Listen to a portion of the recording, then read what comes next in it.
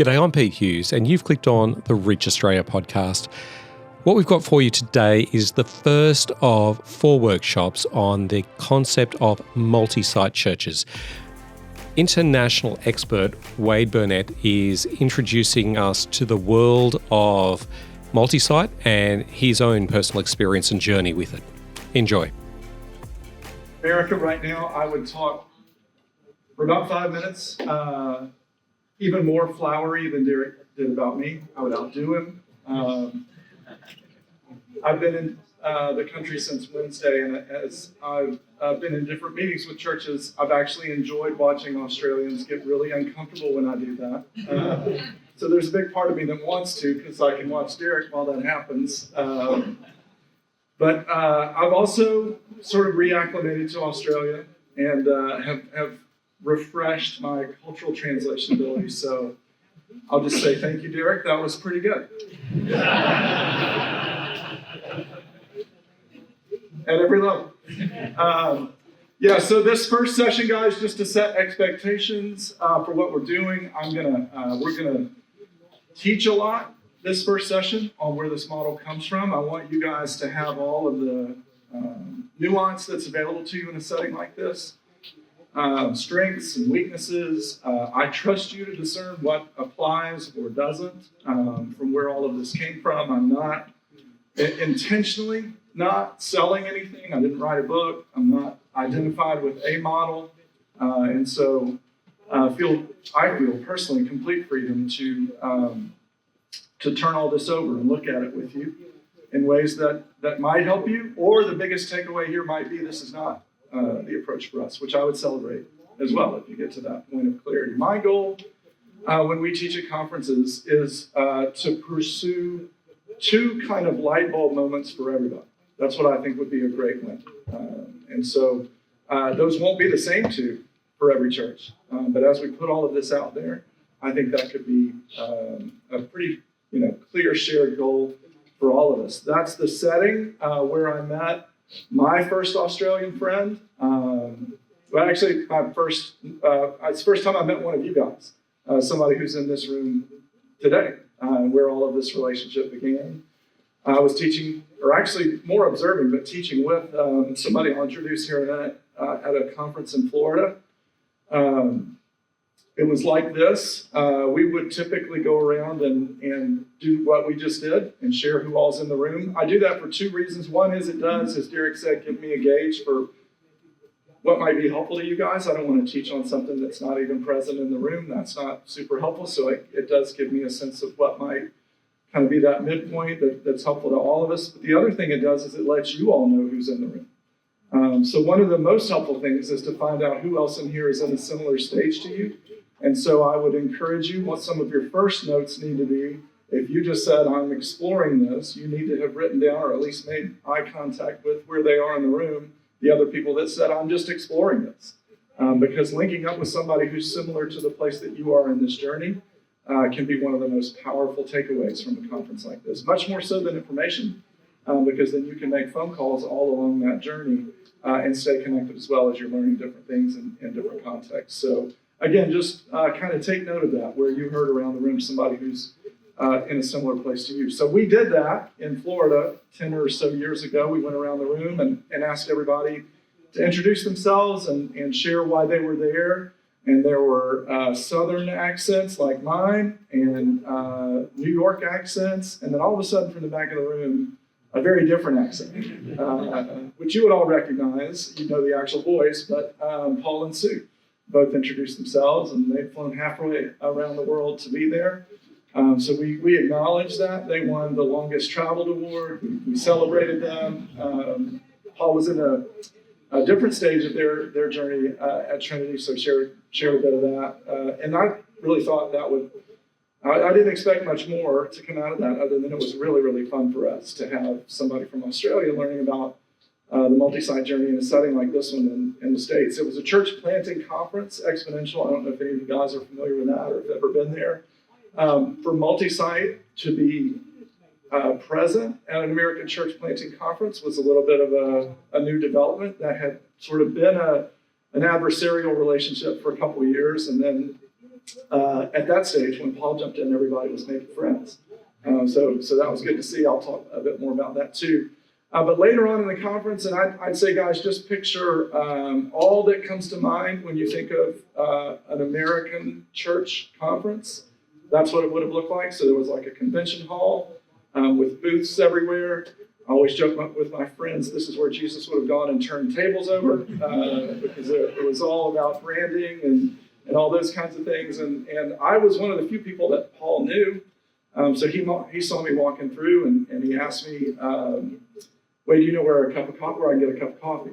And I was like, yeah, right there. There's like a thermos. All the booths have stuff like that. And Paul said, that's not coffee. And so I understood for the first time ever how high a view of coffee you guys have. And so I was like, okay, well, tell me what you're looking for. There was a little speaker's room where they had, all the things you guys do with coffee. And Paul was very happy. And that gave us a chance to visit and get to know each other a little bit more. Not too long after that, I was living at the time in Nashville, which if there's going to be from this point forward, I'm going to use this. So I want to affirm again, Pete, you're all the way in the back. You've seen this, but there's like 20 seats up here, and I'm the least formal person in the world.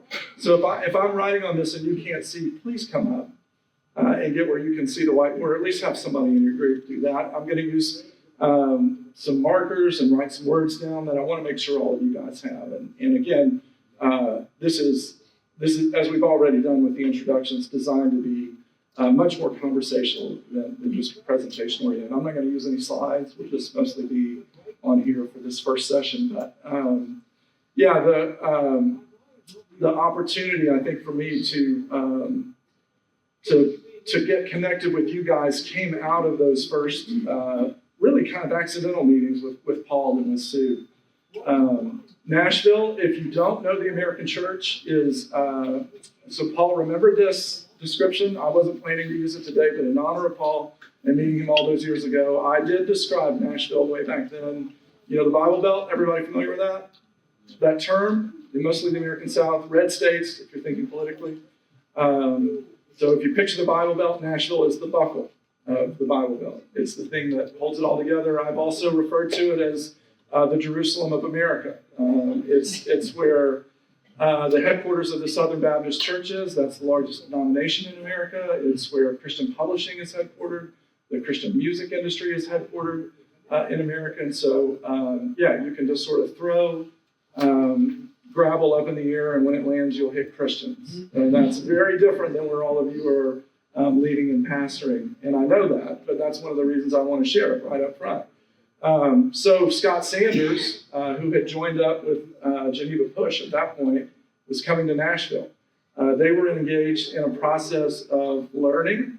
If you guys were, how many of y'all go all the way back to the founding of Geneva Push, like you came to some of those early days when there were 70 people at a conference? Okay, great. That's who I was meeting. That's kind of where they were when Scott was coming over. There had been, if you know, like a really significant series of events in Sydney. Mark Driscoll came over. How many of y'all read that? Okay, good. A lot of you. So y'all, that'll date where all this kind of started for me. The same thing was going on in the States. So if you were a young Christian leader with mild level of confidence, Mark could convince you that you could do it. And you would jump into church planting. But Scott's here. I just heard his laugh. So welcome, Scott. We're just talking about you. So I like to make y'all uncomfortable. Good.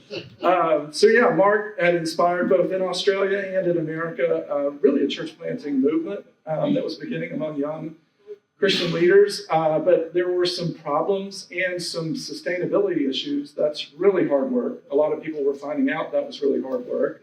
And so as Geneva Push was getting started, Scott was coming over to find out how is all of that being resourced and what are they learning in America? And it was all church planting oriented. And Paul said, you ought to go talk to Wade.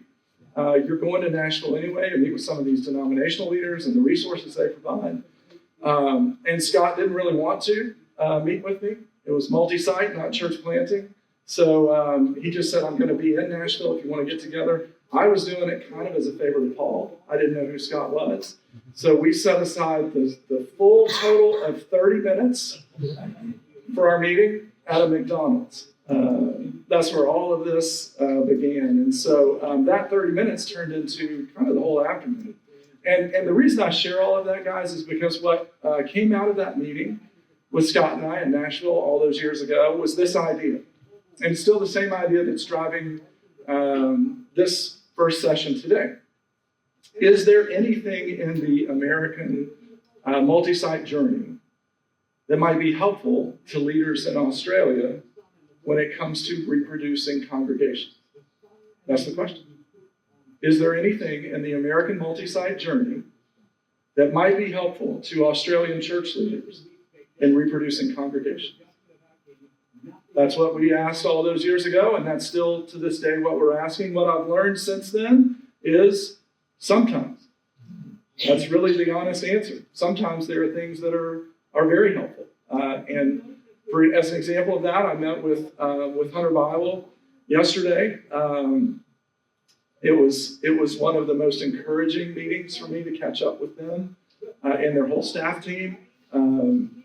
Tears were shed as we honored some of the things that God has done in the life of that congregation over the last 20 years. They are teaching through a series on Romans. They were in Romans 1 yesterday when we visited with them, and they remembered that 20 years ago, Greg Lee had also taught a series on Romans 1. I asked how big they were then when they taught that series 20 years ago, and they were 40 people, so about half the size of this room. And on Easter, there were almost 1,400 people that attended their church. And I laughed with them that when they were 40 people, I wouldn't have bet on them to get to 1,400. I don't bet anyway, but y'all know what I'm saying. But that's what God has done over that last 20 years, and it's been a privilege to see some of these things be helpful to them. In other church settings, it's been less so. Guys have been able to look at the information we're going to share with you, and again, turn it over and look at it and feel like this is probably not the thing that God is leading us to. And both of those, to me, are really good outcomes. I don't present this in any way as normative or prescriptive or something you should do. I think it's something you should familiarize yourself with. That's what today's all about. You'll have access to people like Derek who know this really, really well. What emerged out of the initial meetings for me with Scott were some trips over here and some opportunities for both Scott and Derek to join me on consulting trips to churches all over the United States in all different stages of development. So I set up a multi-site road trip for Scott to go to the hub or home where all of this started at Willow Creek in Chicago. And it was really fun as Scott and I were getting to know each other for him to call me from the church. And if y'all know Scott, you know his voice. I can't do it really well, but y'all know it. So he called me loudly on the phone. There's a food court in the church. And an escalator in the church. And I was like, yeah, I know. I've been there. That's why I sent you there. Because, but that really was part of his learning journey. And then seeing us work with churches like that, but also going to the Pacific Northwest and working with churches where there is not a cultural inclination to go to church, where they're starting much more in a place like you guys are, not having even heard the gospel or knowing what churches do, and exploring whether, wrestling with churches like there that are exploring multi-site too, and then bringing those journey, all that learning back here and helping consult with you guys and some of that expertise being available. So let's dive in. Y'all good? Everybody ready? I really mean it, guys. If we only have a little bit of time together, if a little caffeine would help you, if you need to use the bathroom, please take advantage of all those kind of things. I'll do my best to get the more boring stuff out there so we can talk about the stuff that maybe more specifically applies to each of you as we go. But let's re-energize all those muscles you used back in Bible college and seminary. Get the notepad out or your computer if you're going to take notes there. Lock in. We're doing this early in the day because everybody's fresh and ready. We're going to get the American model up there, where it came from, how it works, what doesn't work so well about it, so that all of you guys can see it. If you have questions as we move through this, you can always catch me during breaks. I'm glad to and love talking about all that. but we're also going to have some extended time at the end to talk about questions. So I'd just make sure that you note those so that we have an opportunity to come back to those questions at the end. All right. I also would encourage you to be thinking about anything I put up here. Be thinking about whether this is the same as, or if it's different, how it's different than the churches in the countries that you guys represent here. We've already heard New Zealand and Australia and South Africa. And then even within contexts like Australia, you guys know Melbourne is very different to Sydney. I mean, there's very contextualized differences for all of these. So some of this may be very applicable and some may not be, but that's what I'd encourage you to be thinking about. So what is a multi-site church? I just would use this very simple little acronym, 1N, 2 plus. A multi-site church is one church in 2 or more locations. That's what a multi-site church is. So if you ask what's different about a multi-site church than a church plant, if you plant a church plant, you're planting a church.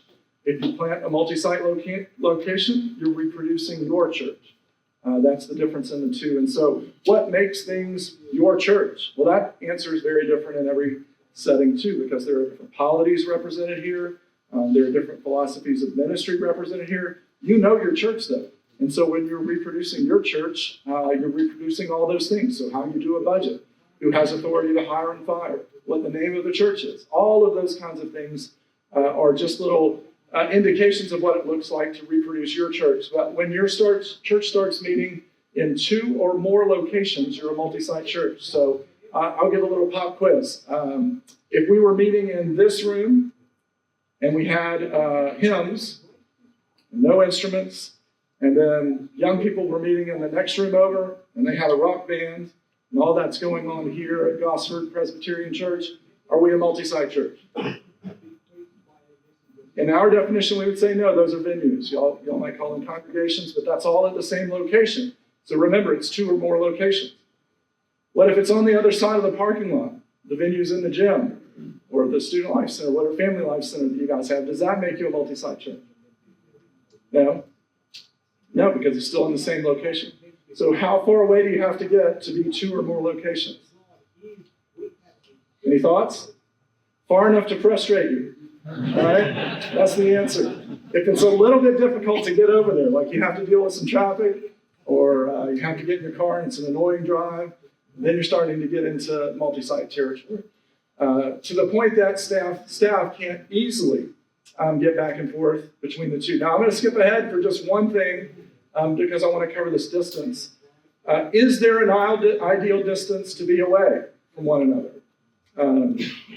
And the answer is, in our context, yes, there is. It's 20 minutes is the ideal distance for this model to work. Now, this is the point where I look out there and everybody's looking at everybody else on their team and saying, we're closer, we're further. We'll cover all that. But I just want you to know, one church in 2 or more locations is what a multi-site church is. And it does not mean 2 or more things going on the same site or in different venues on the same site. It means genuinely different locations.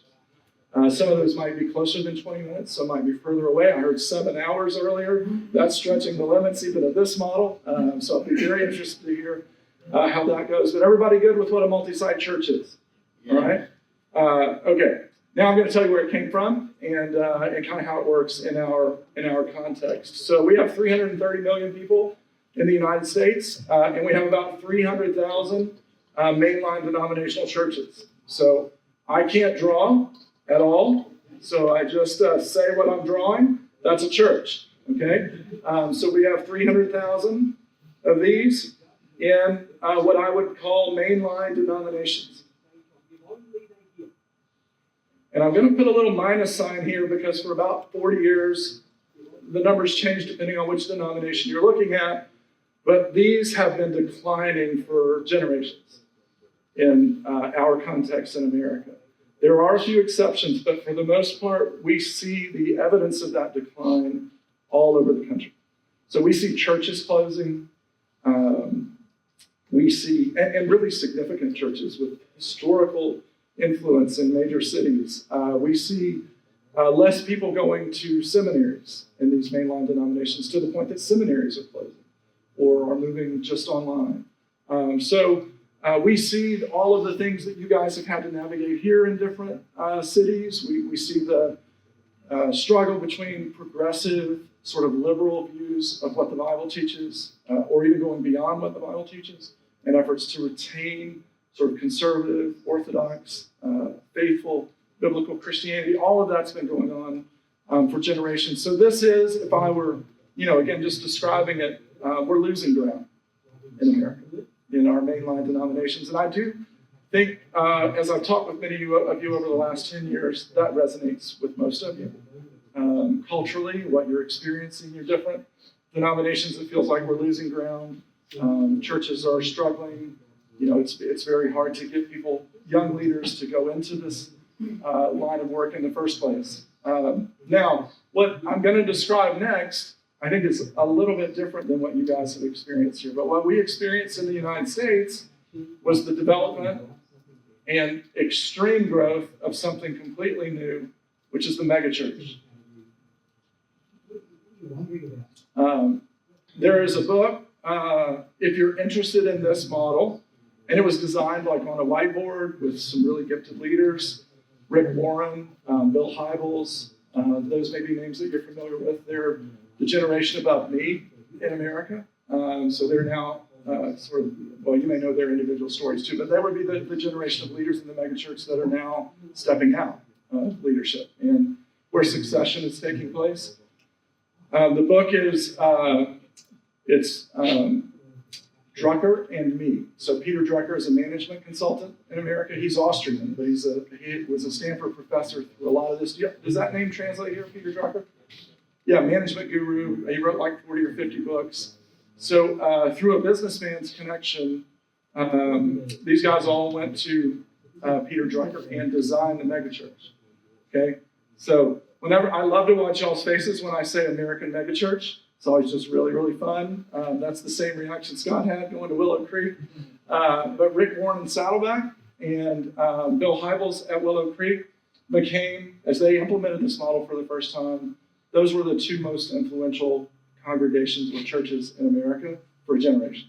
So if you've ever read Purpose Driven Life or Purpose Driven Church or Willow Creek, anybody go to the Global Leadership Summit or watch it online ever?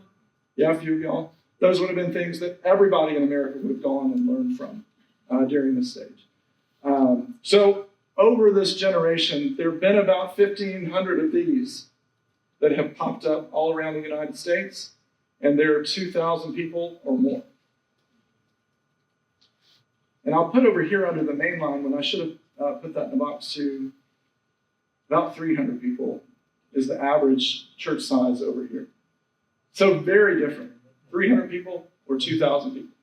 And very little overlap between the two. Most of these grew up as non-denominational churches. That's how they were designed initially. Over time, we did see a few denominations over here start adopting these or seeing those grow up. But I just want you guys to know they're like two completely different streams. And to use an American word, this one became the cool one. Okay? So young leaders all wanted to be in that stream. Even more recently, there have been about 100 churches that have hit the 10,000 mark, and those are very unique mega churches. So again, that'll have some importance in what I'll share here in just a minute. So any mega churches in your spheres? Like, I'm just curious. This is a genuine question, not rhetorical. Can you all name them for me, or size-wise where they are? Yeah. Okay. So how the Bible would fall in there? Yeah. All right. Hillsong would be familiarity with Hillsong. Anybody ever been? All right. When you go to Hillsong, you're seeing one of these. So design, stage. Scott says he can spot a megachurch just by the stage, which I agree with. But the way the music is presented, kind of that feel to that, a very defined sermon, felt needs. Y'all with me? Not value judging it. I'm just saying that's what it is. So one of the key things is you're not just saying megachurch is a size. There's a particular prescriptive model about how you do everything within the church. Yes. That makes it a megachurch, not just a large church. Yes, and that defining value would typically be on the American side, excellence. Could y'all hear Derek's question? Yeah. It's not just size. There's a way you go about doing things that sort of puts you in this category. And the way that you go about doing things tends to produce the churches that fall into this category. So it's an operating system, to use that terminology.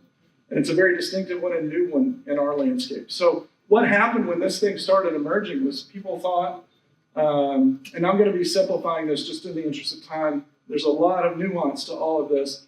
But people would have thought, like Rick Warren started Saddleback out of the trunk of his car. So at that point, that would have, a church of 1,000 people would have felt huge.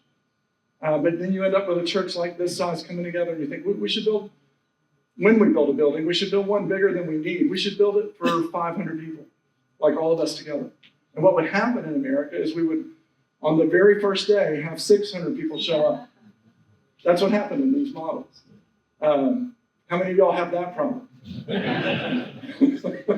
What are we going to do with all these people? Y'all have that? Yeah, that's a very unique kind of thing. We didn't have it either over here. But that's what started happening here. So what would Americans do when you have more people show up than you have room for?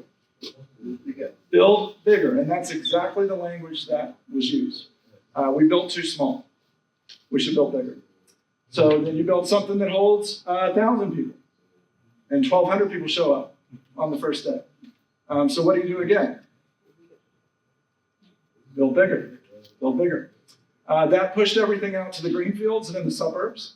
Because you need parking once you start getting into 1,000 people and 1,500 people and 2,000 people. So almost all of these are in the suburbs. The vast majority of them are in the Bible Belt too. But we would build to 3,000 or 5,000 and still be full. At some point, you can no longer keep building bigger. So what do you do then? And that's where Multisite began to develop. And this is the only thing I would really encourage you all to write down and again, take and turn over. Multisite was not developed initially to make more and better disciples. It was not developed initially to address issues in the church that were related directly to biblical teaching. Multisite was developed initially to solve a space issue. If I could stress anything about the model and its original sort of formative foundations, it would be that.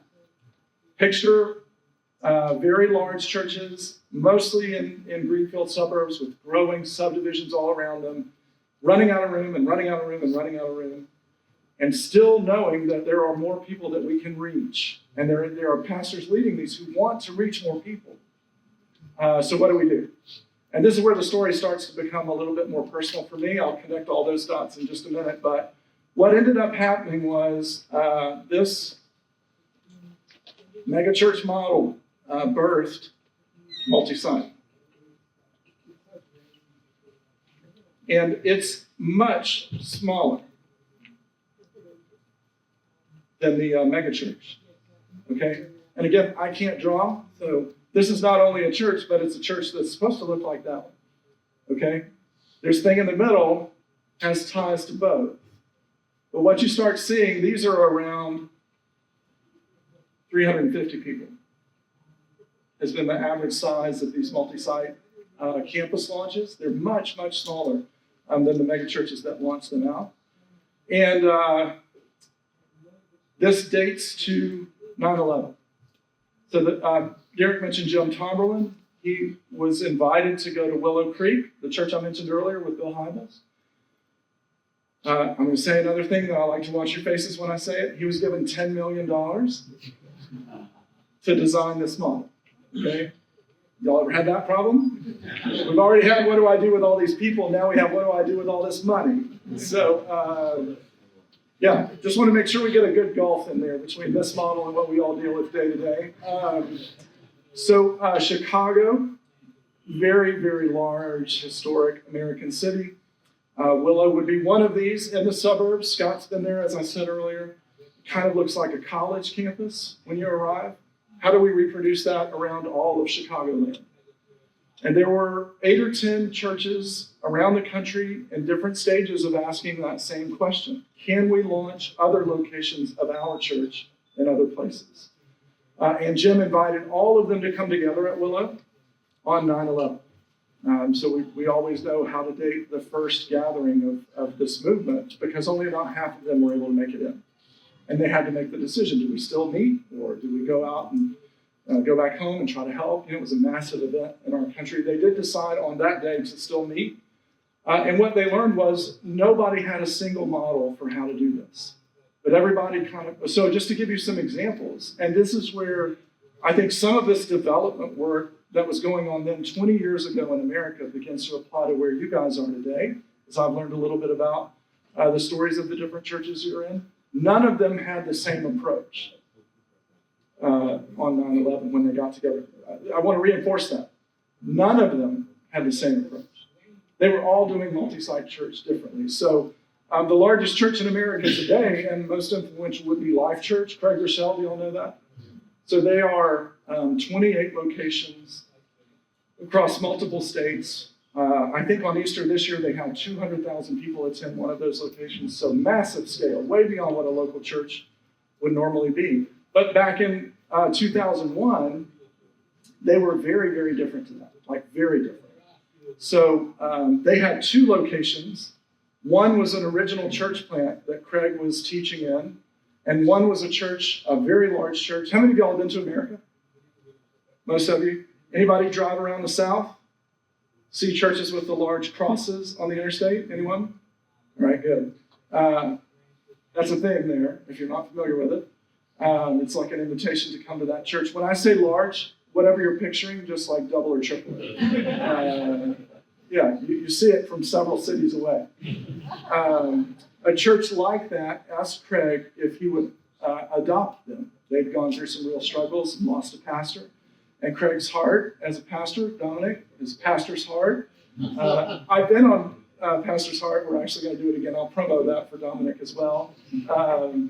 The heart that Craig had to reach his city caused him to say yes.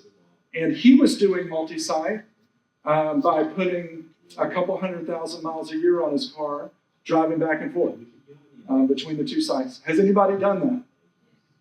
Yes? You raise your hand if you've driven back and forth between different locations and preached. Yes? Yes? Done ministry? Yes? All right. In 20 years, you will be 200,000 people. In 28, no, I'm just kidding. But there were all those kinds of approaches going on here. That's not sustainable. Like Craig is a dynamic guy. He can. I've gotten to be friends with the operations person that helped design their model. The last time I was there, Craig had taken up deep water diving, where you hold your breath forever. You know, you've all ever done that. He was like setting records in the first. So very fit, disciplined leader. It still wears you out. You know, you might be able to do it for 2 years. He could do it for 4, but you just can't sustain that for very long. But you got these churches that you're now responsible for. So what do? And that's where video came in. So what began to be true is that these experimental models started to either fall away or be limited in terms of the number of locations they could serve. So it'd be like, we have 1, and that's about all we can do because everybody's exhausted all the time. Or they started to fit into a newer model where video was being used. And that's what was developed at Willow Creek. So, this would become not just 1, but 3 or 4.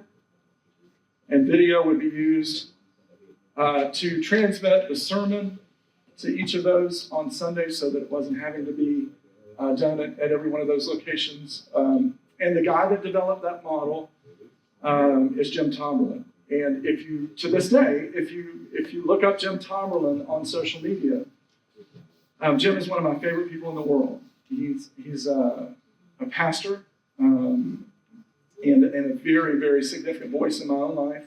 But his online presence is all under the Multisite guy. And the reason for that is everybody around the country who was asking, how are you doing this? This isn't something they taught us in seminary. What are you doing to do that? They would call Willow Creek, and who would they ask for? The Multisite guy. They didn't know Jim's name, so they just asked, hey, is the Multisite guy there? And he started getting so many calls from all of these churches about how to do this, that he actually went out on his own and formed Multisite Solutions, and then kind of put everything under that banner of the multi-site guy and became the recognized, like, defining, not only founder and developer of the model, but the expert in coordinating and connecting all the different churches that were navigating that from 2001 to about 2013 or so when I met him. So now I'm going to just close off my time by connecting to that to my own personal story. And this is what we're going to look at from here on out. I never led here, okay? Which is why we all like each other so much. Y'all didn't either. I didn't either. Scott liked that I didn't, although he always tells the story of me driving up in a sports car. And I have to tell everybody it was like a 12-year-old car that I had to make run myself. Like that Scott likes to paint me in this picture to get back at me calling him out sometimes. But I didn't lead here. I led here. And not only did I lead here, but I didn't even lead in an influential church here or an influential state here. When Derek says Louisiana, I just watch all of y'all. And he says, like, what's the fight? And nobody ever knows. Y'all are all like, which one is Louisiana? You know, like, that's where I was. So I'm in the middle of nowhere over here. Intentionally. My wife and I were just beginning to raise a family. I left a really big law firm and the stress of a big law firm practice. I was representing Lloyd's of London at the time. It was very, very demanding. And I saved up all that money and started my own law firm. And I miscalculated one of the most essential ingredients in starting a law firm. I didn't know where clients came from. And I didn't realize that until I'd spent all that money on trying to start a law firm. So I had a ton of time on my hands. And in that time, we started a church, my wife and I, around the conference room table of our law firm. So it was, all that spare time was used very redemptively. And that I thought would just be kind of a lay leader relationship for me. I just thought I would be supportive of real pastors leading that small church plant. But over time, found myself drawn more and more and more to going back to school. I closed down the law firm, began serving in leadership of the church, and genuinely, guys, like genuinely thought I would do that for the next 50 years. That's what I wanted to do. It was one of the sweetest seasons of my life. I pray that all of you as leaders in the church get to experience seasons like that. In fact, I'll just ask, have you had like super sweet seasons in ministry? Can y'all just raise your hand? Like they're the reason why you went into it in the first place? I love seeing almost all the hands go up. For those of you that didn't, I really hope you get that. Where you wake up with joy every day and can't believe you get to go do what you do for a living. That's what I had. I didn't have any ambitions about going over here. I loved the team I worked with. I loved seeing people come to faith. We were on a college campus. I came to faith in college and got to experience that in our church. The only way I got connected to any of this over here on the right is I had another church, and this is where I would have been exactly where you're sitting today. I had another church ask, would you consider adopting us? And they were a larger church than us. They had a big, nice building, but they owed $4 million on the building. We were in a very not nice building, and we didn't know anything and had no ambitions to make it nice. And all of a sudden, the responsibility to make that decision sort of started to fall on my shoulders. And so I called, who do y'all think I called? The Multisite guy. And he was like, I'm just telling y'all where we started, just like I did with me and Scott. Jim was like, I really don't come to Louisiana very much. So we weren't able to get on his radar with all the influential churches he was working with. And I was like, well, this was my pitch to Jim. Wouldn't you like to know if Multisite would work in a really rural setting like this? And Jim was like, that is a great question. All right, I'll come. So we had our merger conversations over the course of a year. Jim became a great friend. Like I said, he's one of my favorite people in the world. I love Jim. I love his family. He came out of this world into our world, and both churches voted to merge, and we found ourselves operating as a multi-site church in the middle of nowhere in Louisiana, with no real clue about how to do it other than calling Jim Tomberlin. So that was my most dialed number for 2 years in a row. And as long as he kept picking up, I was going to keep calling him. I just had question after question after question about how to do this. To accelerate the rest of the story, guys, Jim invited me to serve with Multisite Solutions and then to consider becoming a successor there. He felt like, as we got to know one another, that the years I had served practicing law and the kind of the analytical ability that develops, and then the years I'd served as a local pastor and the heart that develops might fit well. And so that's where I was when I met Paul. See, we're starting to connect dots now. I was evaluating, is that what the Lord is leading me to do and the way he's leading me to serve when I met with Paul. So Paul got to see Jim teach. And this is what I want you to know about most of what you've ever read about the American Multisite Church. Again, you now know where it came from. You know how it was developed. When it was taught to that point, every time I ever saw it taught, it was taught with a lot of clarity and simplicity and conviction around an approach, which is this one. So, y'all remember how far away should a location be? 20 minutes. That was like a rule. 20 minutes. How do you deliver the sermon to the other location? How would you do that? Video. Yeah. What should children's ministry look like at the new location? Exactly like it looks like at the original location. So that would have been what Paul was hearing. And Paul will tell you when he comes up, he was thinking, okay, this is very different to what I'm doing. But he got some language around all of that. What I want you to know from me as we start diving more and more in the day into all of these actual details and what might be applicable to you guys is, as I learned this world, and as I prayed through it, it just kind of settled for me. Jim is an expert in that world. It's not necessarily the world I want to invest the rest of my life in. So I shared that with him. And that led to a fork in the road for me. And here's where the last few years have been for me. Over here, the last 10 years especially has been the development not just of a multi-site model, but about 6 or 8 different approaches to multi-site that are all in various stages of development in each one. Okay? So everybody always asks me the same questions and things like this. Which is better, church planting or multi-site? And I always answer jokingly, both are better. They're both better because you end up with a new congregation somewhere where there wasn't one before. But the best one is the one that fits you best, or the leader that you're going to launch best, because that's the one you'll stick with. And so I don't think there's one magic arrow that everybody should apply. I think you're looking for the one that fits you best. And if I could give you anything in that analysis, wherever you are in your journey, it would be to give you the freedom to genuinely ask that question, especially if you're the senior minister. Which one actually fits me best? Which one do I get excited about the most? Which one would I stick with the most? Which one would I have energy for? Whether it comes to church planting and multi-site, or how you specifically would do multi-site. So what began to happen for me over the course of that 5 years that I jumped into this is I found myself working with those 6 or 8 streams. I had some knowledge about this model, but can you do mergers, multi-site mergers, as a revitalization strategy for a denomination? That's a stream. Can multi-site churches launch without doing video? That's a stream. Y'all with me?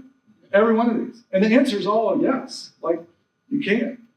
And I have loved learning from churches who are doing all of those different streams as they move forward. Can you, within a denomination in Adelaide, launch a little sub-network of churches that are interconnected under the same name of Trinity? Can you do that? Yes, y'all are about to learn about it from Paul and how he did it. So that's another one. All these churches in Australia that are doing things in their own way. Y'all with me? Now, here's the challenge, and this is where I'll close this opening session.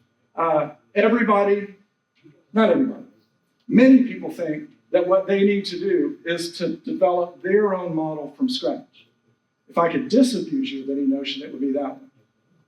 Everybody would like to have a completely novel, completely bespoke, completely customized approach to Multisite that you developed. If you go down that road, you may get there, but it's going to take you a lot longer, and you're going to learn many of the same lessons that we've all learned over the last 20 or 30 years. And I don't think you have to do that.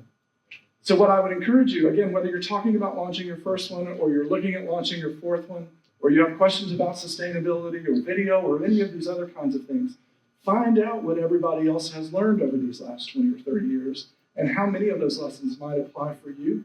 And then look at customizing maybe 10 or 20% of the model. Because these things have been developed uniquely over this last 10 years, there's likely a stream very similar to yours. And there are likely a couple of further steps down the path. Now, there may be differences.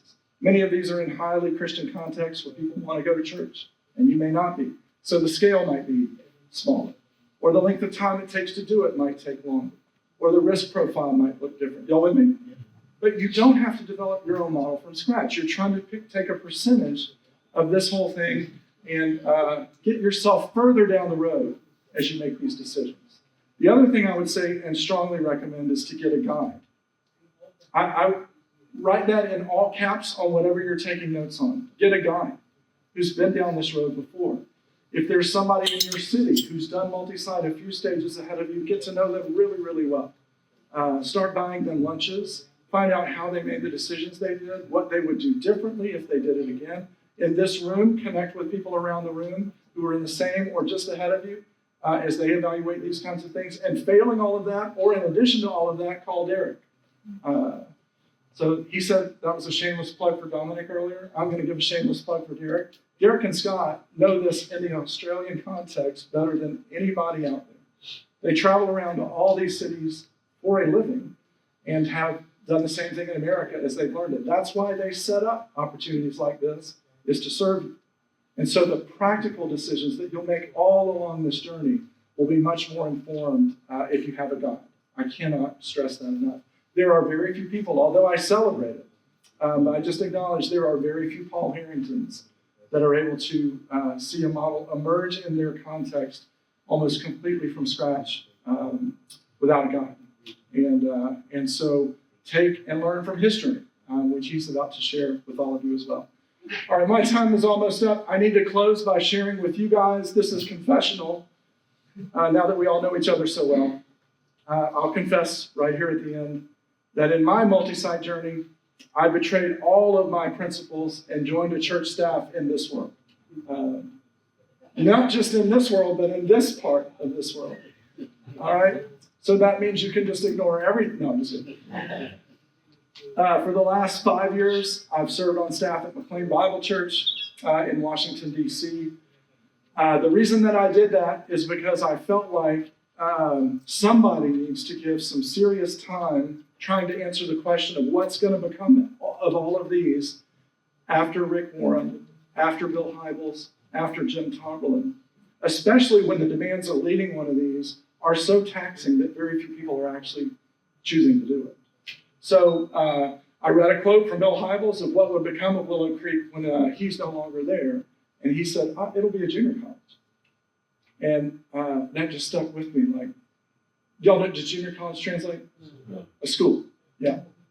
Yeah, like an introduction to college. It'll be a school.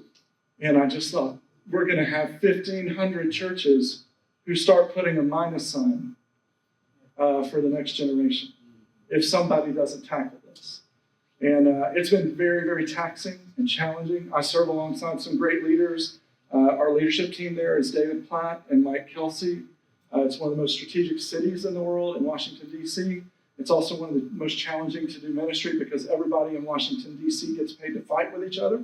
And then we all go to church together on Sunday. So there have been all kinds of challenges around all of that. It's been a privilege to still get to invest in these models as I'm learning to develop some models here that might have application beyond what was developed mostly for the baby boomer generation as we move forward. So that's where it comes from. That's why it all looks the same in that world, and that's why we now have all these new streams beginning to emerge as well. You're now going to hear from one of those, from Paul, and I think Derek's going to come back up and lead into that. But I wanted you to have that big map at 30,000 feet as we start diving in closer and closer and closer. Thanks, Wade. Okay, so that's... I think that was for me, Wade, not you then. But thanks. Yeah, okay. We are going to have lunch now. Just can you take a minute or two to just pause and write down one reflection you've got, one thought you've got. I'm not going to ask you to share it now, but just worth pausing after that. The session next is going to be hearing a real life, as Wade said, a real life example, the pain and the thankful moments in Trinity. And then when Wade comes back, we're digging into these models here, the nuts and bolts. This is the point at which, as well, the questions you've got on the ground in your context, it'd be great if you brought as well. So Wade will pull this apart when he comes back later. We've got 3 sessions. The Harringtons next. Wade will come back, and then we'll have a bit of an overflow and a Q&A session at the end as well. But that's the plan for the afternoon. For lunch, if you could just head, I don't know if they've finished just yet, so I'll go ahead. They have? They haven't finished.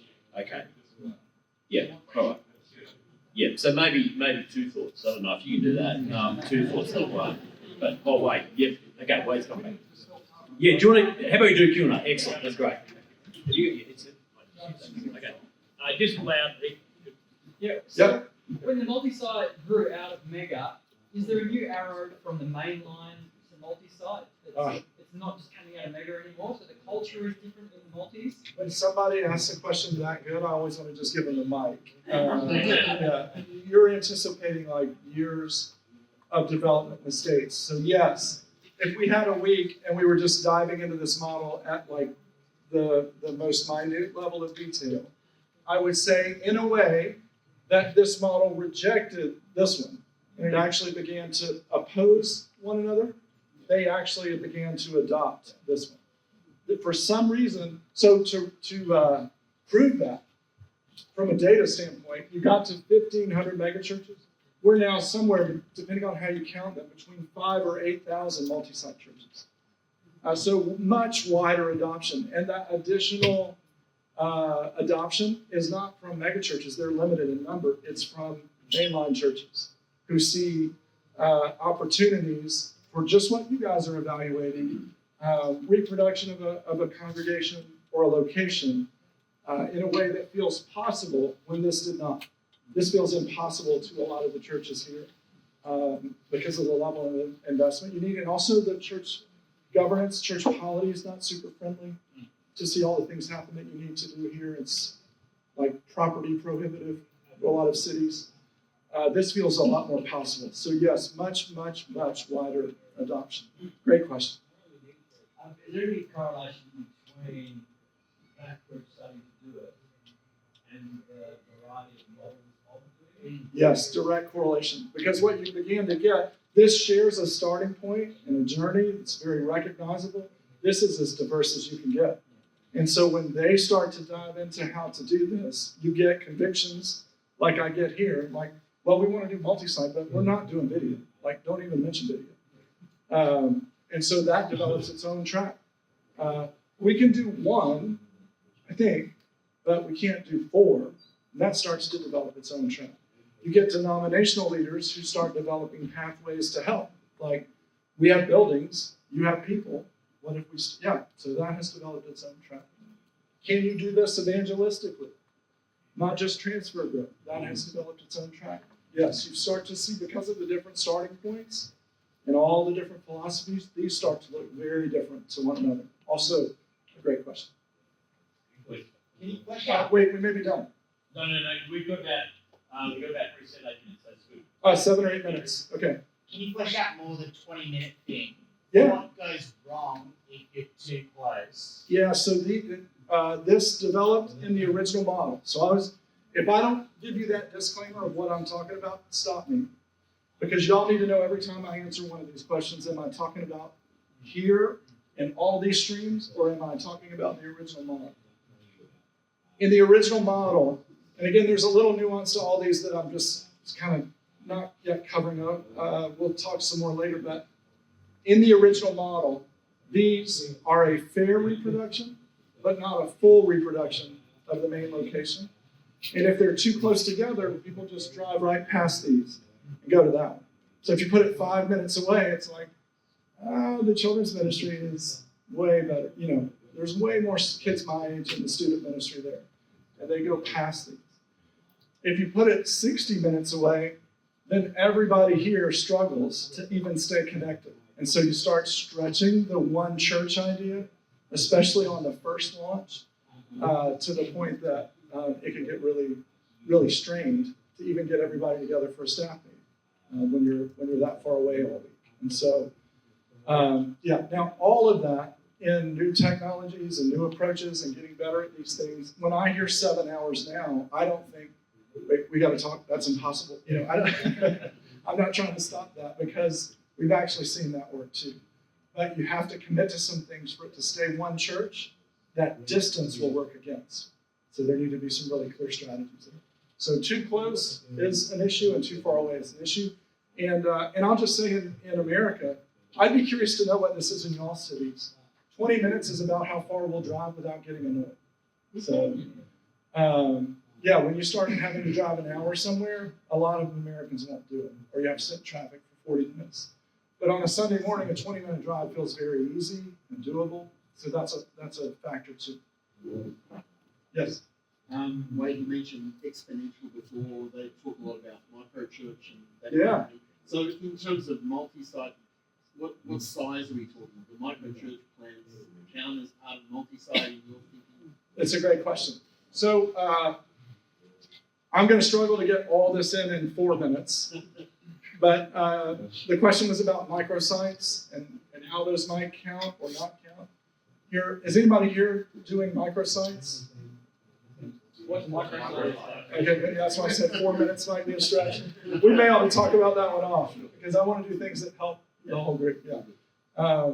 But y'all imported something over to us in the missional church world. Is that where it translates?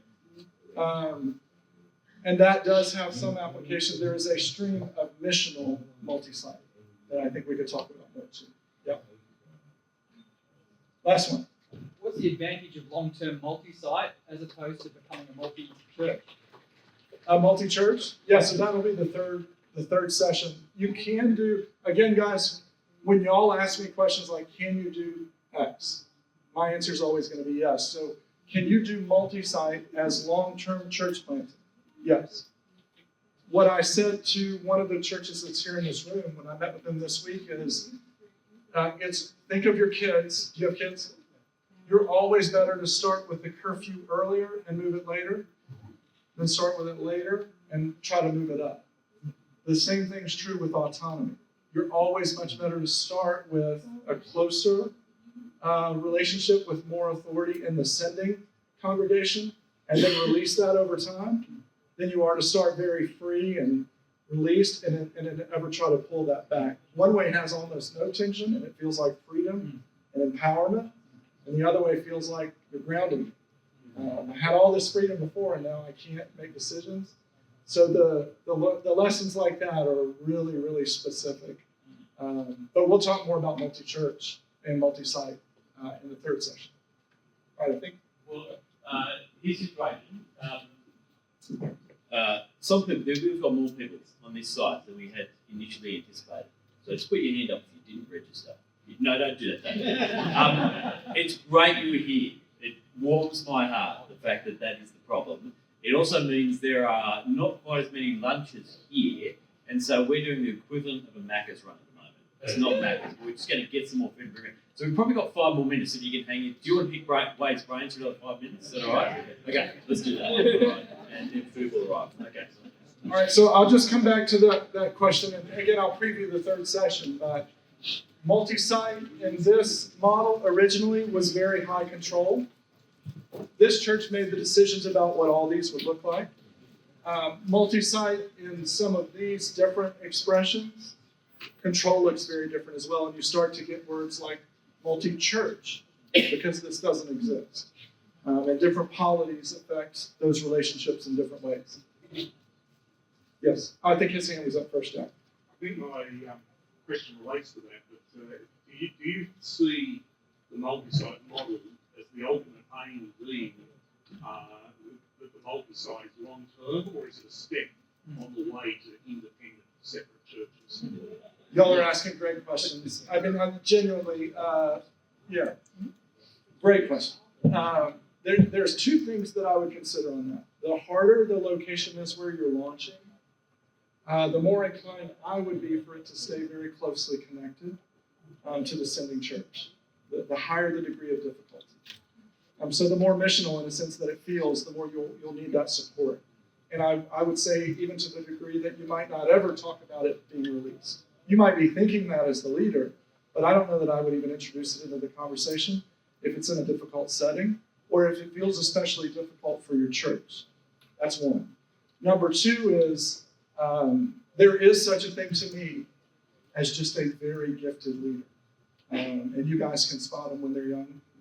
That changes all these rules to me. And in the same way, who did I mean earlier that parachute planted into somewhere in this original stage? Where is he? I want to make an Australian feel uncomfortable. Okay, he's in the plane. He's in the other room. Can somebody get... No, sorry. Yeah, we were talking earlier, Derek introduced me. Just in the early stages of Geneva Push, parachuted in somewhere, started a church, it worked. Like, that's impossible. And some of you guys are able to do it. Even in difficult situations, you might have a leader like that, where you can have conversations with them about what this would look like for it to become its own thing, if you know that's the likely outcome from the very beginning. Those are rarer than you think. I'd get somebody assessed before you start making those determinations, because you don't want it to be like, Mike's a good guy. I've known him forever. That's not enough. Yeah. It's a really dynamic leadership gift that you're looking for if there's an exception. So I would recommend in most cases tending, even over here, to start pretty tight and only loosen some of that autonomy as you go, especially while you're setting the model. Joel? With the multi-site model, for those that are committed to serving in that space, is any focus back towards the hub? How's that? For those in the multi-site, they're here? if they're there, if they're looking back to a hub model, is there much investment back into that hub around excellence and the like, or are they really focused on the multi-site? Really focused here. Yeah. Yeah. If you're having to pull people from here back to serve a hub, it's an indication of a problem. Here. Yeah. Yeah. Where would you go to read? You mentioned 6 to 8 types of multi-site. Where would you read that? Can I pull that together for our afternoon? I'll even just have it. I'll send it to y'all. I did. My phone's on the floor, Derek. I did read a new article since I've been in Australia that I would recommend reading even over the break before Paul comes back up, and I'll share that with y'all. This should fire some thoughts up. So it's Michael F. Bird on Substack. He has the creative title of Is Multisite Good? That's a really, really, really helpful read for you guys in this room, and talks about some of the different model approaches, but there's some other more exhaustive reads too. I'll get those for you for the third session. Great question. That was Wade Burnett, and there are more of these sessions to come, so keep an eye out for it. I hope you are still thinking about how you will continue to see God's church expanded and growing throughout the world. I'm Pete Hughes. Chat soon.